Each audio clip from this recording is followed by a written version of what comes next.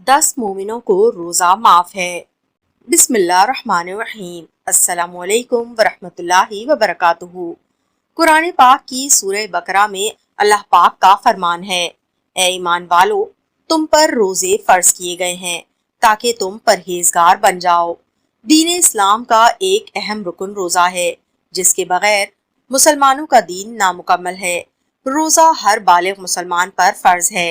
अगर कोई भी मुसलमान दीन इस्लाम के किसी भी रुकन को मानने से इनकार करता है तो वो मुसलमान नहीं रहता।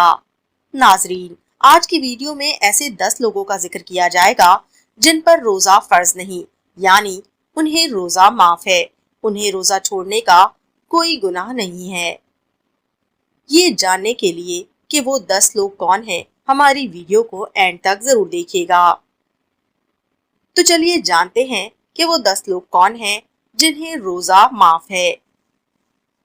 नंबर 1, पहला शख्स जिसे रोजा माफ है वो है बीमार, यानी जो आदमी बीमारी के सबब रोजा रखने की सकत ना रखता हो तो वो बरोज़े कयामत उसे रोजा छोड़ने की सजा नहीं मिलेगी। नाज़रीन गरामी, यहाँ सवाल ये पैदा होता है कि शरीयत में किस किस्म की बीमारियों में रोजा छोड़ने की इजाजत है। यानी अब ऐसा तो नहीं हो सकता कि इंसान को हल्का सा बुखार हो या जुकाम हो तो बंदा कहे कि मैं तो बीमार हूँ, अब रोजा नहीं रखूंगा। याद रखिए, अगर आदमी को जुकाम है, सर में दर्द है या जिस्म के किसी हिस्से में हल्का दर्द है, अगर मुसलमान इस हालत में रोजा छोड़ देता है तो उसको सख्त गुनाह है।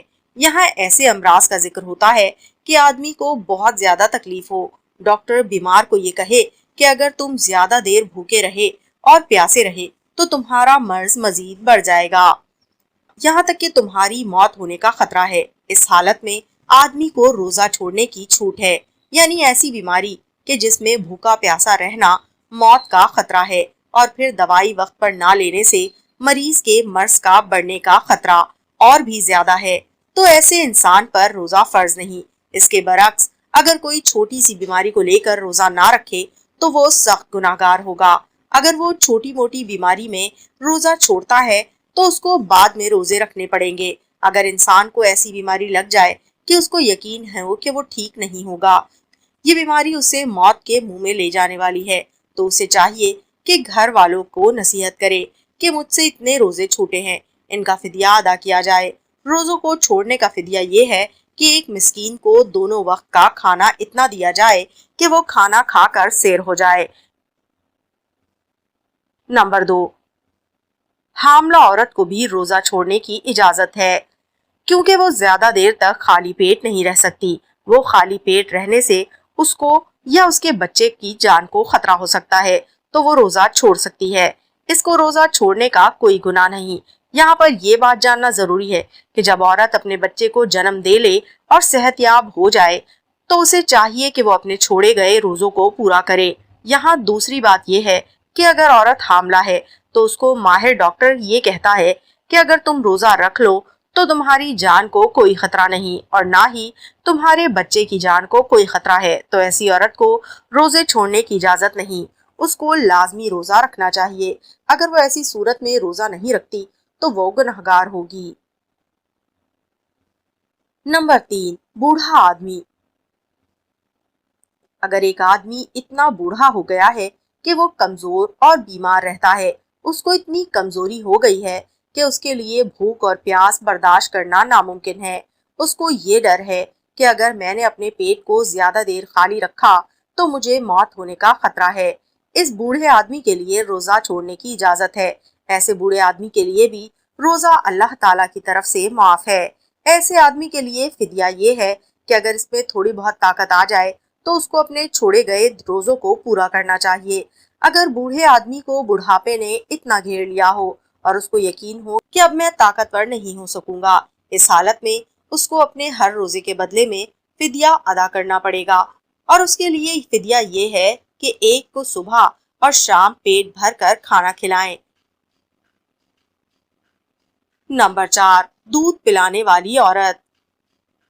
यहाँ पर ये वाजे कर देना बहुत ही बेहतर होगा कि कदीम जमानों में औरतें दूसरों के बच्चों को भी दूध पिलाया करती थीं। वो 2 या 3 साल बच्चों को दूध पिलाया करती थी।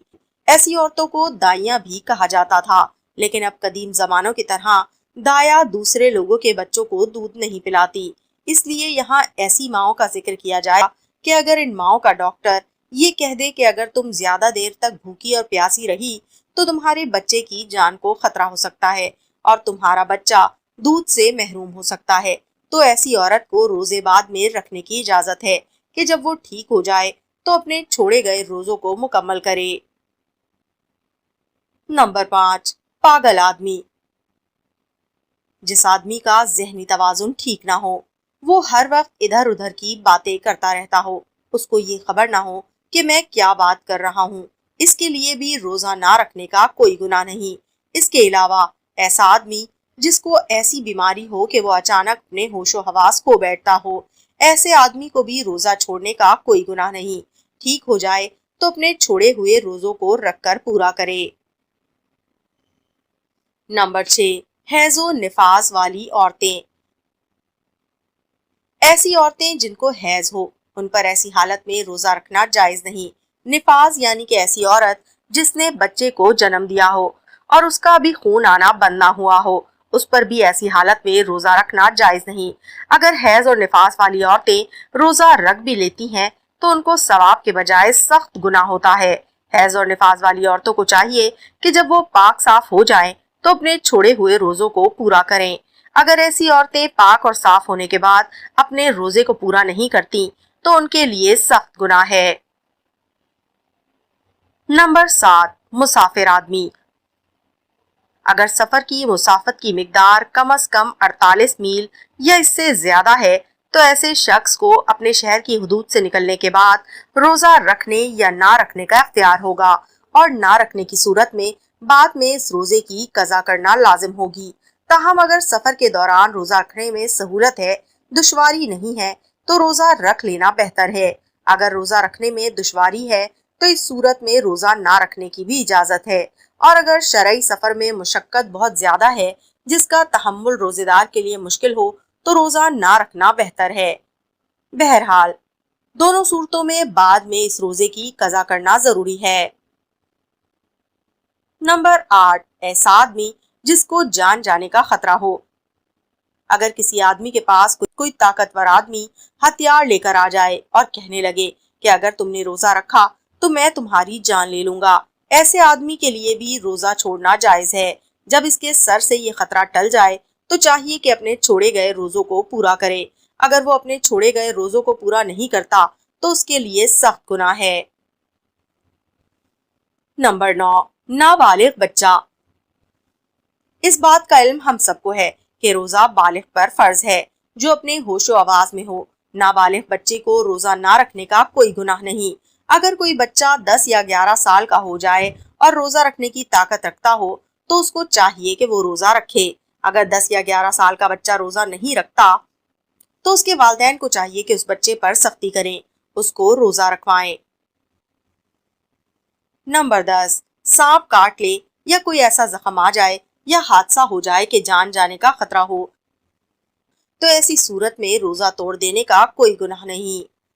ناظرین گرامی، جن لوگوں نے ان عذروں کے سبب روزہ توڑا ان پر فرض ہے کہ وہ ان روزوں کی قضا رکھیں، اور ان قضا روزوں میں ترتیب فرض نہیں، لہٰذا اگر ان روزوں کے پہلے نفل روزے رکھیں تو یہ نفلی روزے ہوں گے، مگر حکم یہ ہے کہ عذر جانے کے بعد دوسرے رمضان کے آنے سے پہلے قضا رکھ لیں۔ اللہ تعالیٰ سے دعا ہے کہ وہ ہم کو روزہ رکھنے کی توفیق عطا فرمائے، آمین ثم آمین۔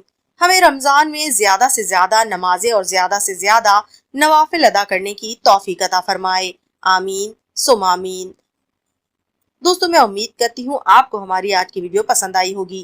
اگر آپ کو ہماری آج کی ویڈیو پسند آئی تو ہمارے چینل کو لائک کیجیے، شیئر کیجیے اور بیل آئیکن دبانا مت بھولیے تاکہ ہر نئی آنے والی ویڈیو کی نوٹیفکیشن آپ کو مل سکے۔ ملتے ہیں اگلی ویڈیو میں، تب تک اپنا رکھیے گا بہت خیال۔ اللہ حافظ۔